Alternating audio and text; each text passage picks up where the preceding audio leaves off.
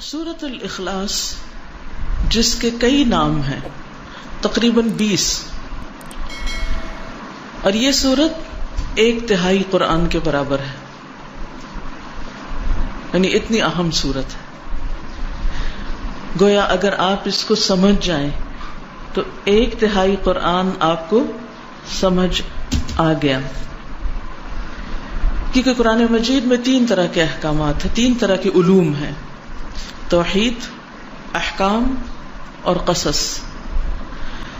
یا تو عقیدے کی بات ہے، یا پھر اللہ تعالیٰ کے احکامات ہیں جن پر ہمیں عمل کرنا ہے، یا پھر گزشتہ قوموں اور انبیاء کے واقعات اور قصص ہیں۔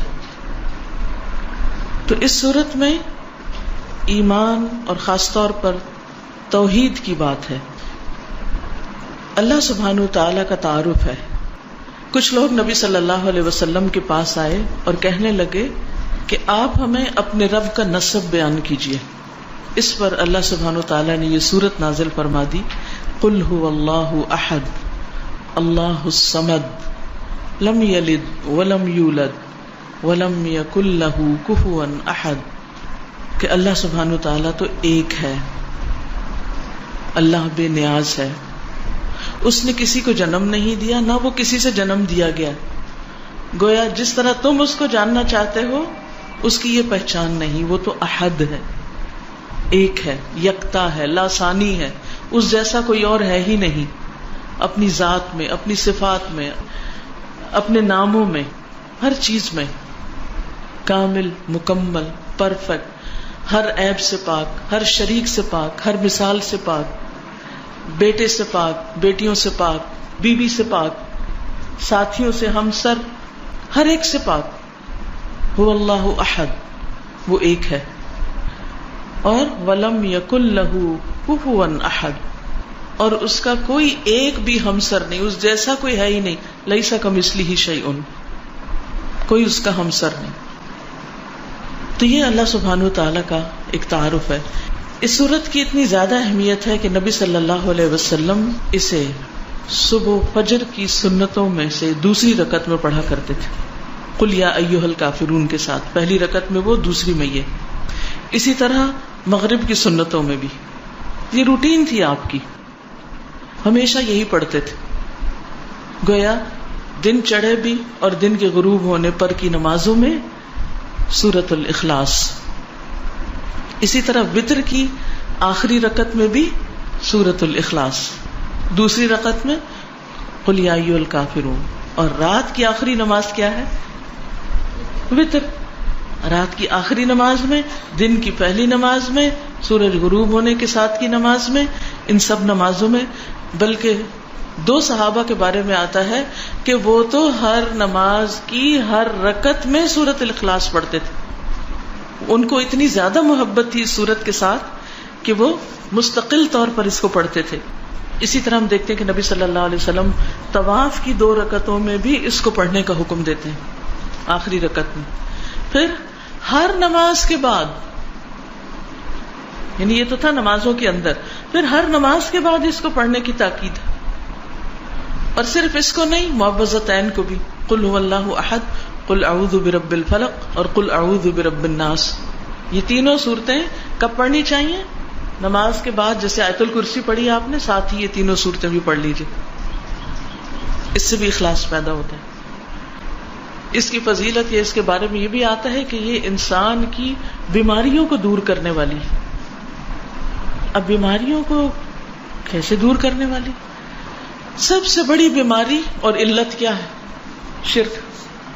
سارے غم ہی شرک کی وجہ سے آتے ہیں، ساری مصیبتیں شرک کی وجہ سے آتی ہیں، اللہ سبحانہ تعالیٰ کی ناراضگی شرک کی وجہ سے آتی، چاہے شرک اکبر ہو چاہے شرک اصغر ہو۔ شرک اکبر تو بتوں کو پوجنا، اور شرک اصغر کیا؟ ریاکاری کرنا، دکھاوے کے کام کرنا، اپنے نیک کاموں پہ فخر کرنا، لوگوں کو بتانا کہ میں کیسا کیسا نیک ہوں۔ تو اس کا علاج کیا ہے کہ انسان قل هو اللہ احد پڑھے۔ پھر اسی طرح صبح اور شام 3 بار، صبح و شام کے جو اذکار ہیں، اذکار الصباح والمساء، اس میں 3 بار ان صورتوں کو، تینوں صورتوں کو پڑھنے کا حکم دیا گیا ہے۔ اور اس سے بھی انسان کو بہت فائدہ ہوتا ہے، ہر طرح کے وسوسوں سے نجات ملتی ہے. پھر اسی طرح رات کو سوتے وقت کس طرح پڑھی جاتی ہے؟ رات کو سوتے وقت 3 دفعہ. مثلا نبی صلی اللہ علیہ وسلم جو طریقہ بتایا وہ کیا ہے؟ ہتھیلیوں کو جوڑ کر اس میں پڑھا جائے قل هو اللہ احد، قل اعوذ برب الفلق، قل اعوذ برب الناس، یعنی مکمل صورتیں. پھر ہاتھ میں پھونک ماری جائے، پھر سر، اور سر کے بعد اگلے حصے میں چہرے، اور چہرے کے بعد جسم کے اگلے حصے پہ پھیرا جائے جہاں تک ہاتھ جاتا ہے. ٹھیک ہے، بازو وغیرہ سب کچھ جہاں جہاں آپ کا ہاتھ جاتا ہے. پھر دوسری بار اسی طرح ہاتھ جوڑ کے قل هو اللہ احد، قل اعوذ برب الفلق، قل اعوذ برب الناس، سر، چہرہ، اگلا حصہ اور پھر پچھلا جہاں تک ہاتھ پہ. پھر تیسری بار اسی طرح 3 بار آپ نے اپنے آپ کو روزانہ رات کو سوتے وقت دم کرنا ہے. اب ذرا آپ گنیں کتنی بار ہو گئی یہ صورت؟ 5 نمازوں کے بعد، وتر میں، 2 سنتوں میں، صبح شام کے اذکار میں 3 بار، اور پھر رات کو 3 بار. ہم اس سورت کو سورت الفاتحہ سے بھی زیادہ بار پڑھتے ہیں دن میں. اور اگر کوئی بیمار ہو جائے، خصوصاً کسی کو جن پڑ جائے یا کوئی روحانی بیماری ہو جائے، کوئی جادو ہو، کچھ ہو، تو اس کے لیے جو رقیہ کیا جاتا ہے اس میں بھی ان صورتوں کو پڑھنا لازم ہے، اس میں بھی پڑھیے. اسی طرح کوئی بچہ بیمار ہو جاتا ہے، آپ خود بیمار ہیں، تو آپ دن کے وقت بھی اپنے ہاتھوں پہ پڑھ کے اپنے سارے جسم پہ پھیریے. جو شخص ہر روز رات کو اپنے اوپر یہ دم کرے گا، کیا اسے بیماریوں سے نجات ملے گی یا نہیں؟ ملے گی نا. یقین سے پڑھیں تو بات ہے نا. ڈپریشن سے، وسوسوں سے، غم سے، پریشانیوں سے، تفکرات سے پھر اچھی نیند آئے گی یا نہیں؟ آئے گی نا، کیونکہ آپ نے ان سب چیزوں سے چھٹکارا حاصل کیا. نبی صلی اللہ علیہ وسلم اپنی زندگی کے آخر تک یہ معمول روزانہ کرتے رہے.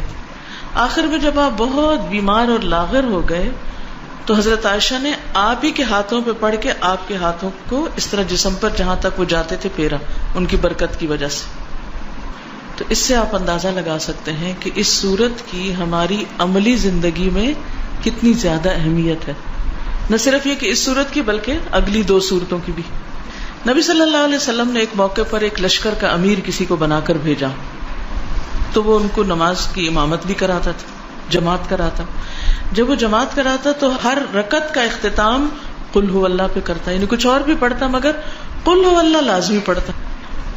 اب لوگوں نے اس وقت تو کچھ نہیں کہا، لیکن واپس آ کر نبی صلی اللہ علیہ وسلم سے پوچھا کہ اس نے ایسا کیوں کیا، یہ ایسا کیوں کرتا تھا؟